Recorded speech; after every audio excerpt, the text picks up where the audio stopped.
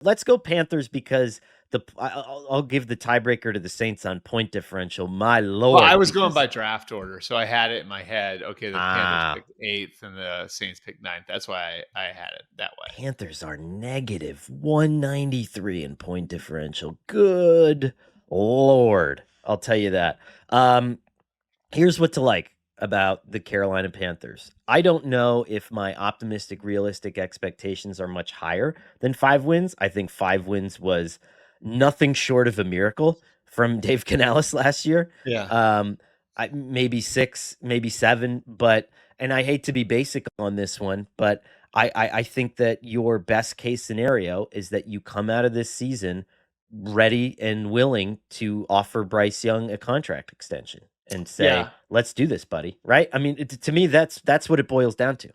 Yeah, I mean, I think finishing last year 4-5, winning 2 of their last 3 in overtime. Like I think what last year was for them, in my mind, is the organization after a lot of chaos is back on level ground, right? Like, and it doesn't mean that you're all of a sudden going to start ascending, but like it looked like a pretty professionally run Yep. place by the end of last year, which is a step for them.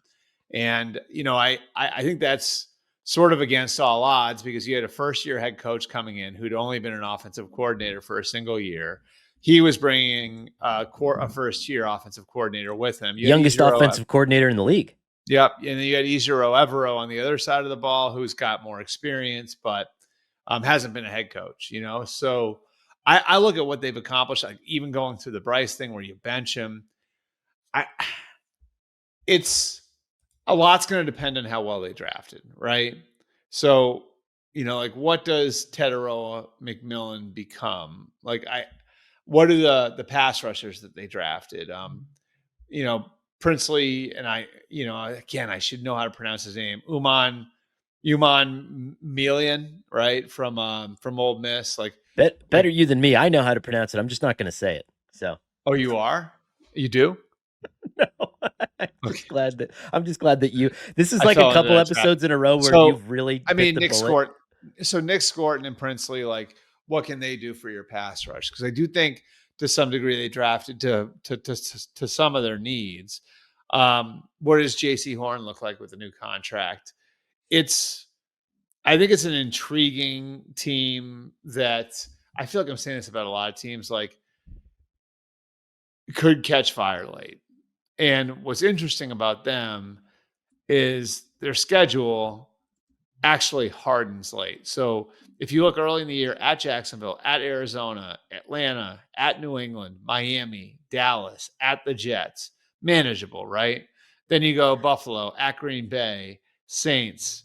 A couple weeks after that, at San Francisco, Rams, and you have the Bucks 2 times in the last 3 weeks sandwiching a game with Seattle. So, like I could see it like looking on paper very up and down, but I think they're still a year away from being a playoff team if the vision comes together. And so what I would be looking for from them would be, like you said, Bryce Young looks like a franchise quarterback, and they have a young core that it looks like they can build around with guys like McMillan and Scorton and Princely. What does Ekwonu look like at left tackle this year? I think that's still a big question and something that's going to be pivotal for them. Does it look like they've got like a promising young core that you can work with? My thought is like most of the time teams will tell you what they're looking for. And if you looked at Carolina last year, I think one of the things that Ejiro Evero does so well is he mixes things up on the back end, creates chaos, and makes life difficult for a quarterback. What's the one thing that you can't do, Albert, if you can't stop the run? It doesn't matter how you mix it up on the back end. You can't create issues for the quarterback. And so what we had second and 4 and 3rd and 1 nonstop, like it's gonna be really hard to get after the quarterback. Right. So you go out and you say, "Get me Bobby Brown, get me Tershawn Morton, get me Patrick Jones." Nick Skurton, what I love about Nick Skurton is not necessarily his pass rushing ability, but the fact that if you watch him at Texas A&M, one of the things that blew me away about him in particular is there's all this, I watched them against Notre Dame in particular, because I Yeah. had a personal vested interest in that game. But Notre Dame is essentially running like an Army offense, right? A lot of Right. motion, a lot of option, a lot of guys going everywhere. He stays home Yeah. and he doesn't give up big plays. He makes impactful run plays in the backfield. And I think that Yeah. that's a big part of why they wanted Nick Skirton in the fold. And so I thought he who was a knows? steal where they got him. I do too. I think a lot of teams overreached on some of the other more quote unquote pure edge rushers Yeah. in this Now, draft. And and so, McMillan's interesting to me just because I know there were a lot of people that felt like he was too early, he went too early, and early yeah. in the draft process, like I sort of agreed with that, right? Like I thought, God, everybody's overrating this guy. And then as we got to the end, right? Like, and you're talking to everybody and you're kind of like building a picture and everything. I'm like, the Rams really liked him. The Niners really liked him. I'm like, man, Hmm. like there are some good offensive coaches that are in on this guy. You know what I mean? Like, which made me think like the Rams are trying to move up to get him. The Niners were trying to move up. They thought it was for McMillan. It would have been for Mikael Williams, but yeah, I mean the McMillan pick is going to be interesting too because you got some built-in chemistry with Bryce, and we'll see where that goes. Yeah. I mean, to me, wide receiver, and again, you have two coaches in Dave Canales and Brad Idzik who both have a history and they both came from the wide receiver room. You Yeah. saw what they did with Jalen Coker last year.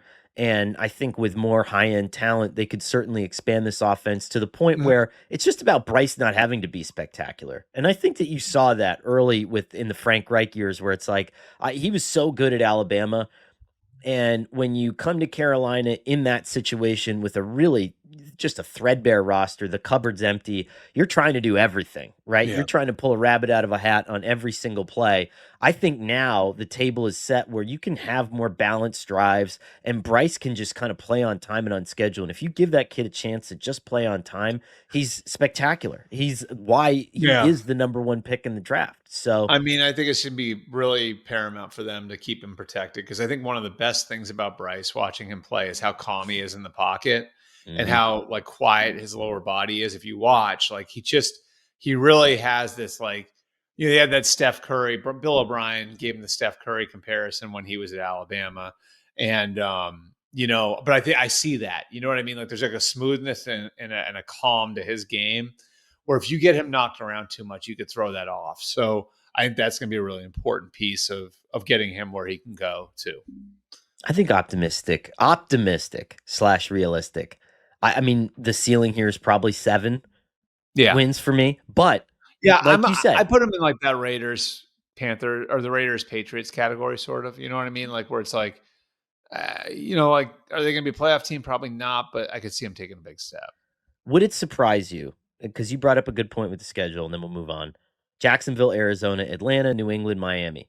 Like, I mean, would it be totally outrageous to say that this team could start like 3-2 or 4-1? Like, No, I mean, no, it's if a not. I couple of mean, things go right, right? If some of these games are going to have to get really go really sideways, and it's Evero's going to not. have to But be able to yeah, cook. But this is the soft part of their schedule is early, and sometimes we've seen with teams like that. yep, The Eagles last year, a great example. They yeah, had Saquon Barkley, and they played 0 yep, of the top 10 rushing defenses in the NFL and just started plowing people over. yep, And that translates to success down the road when you actually start playing the better teams at the end of the season. So for sure. who knows? Good luck to the Carolina Panthers.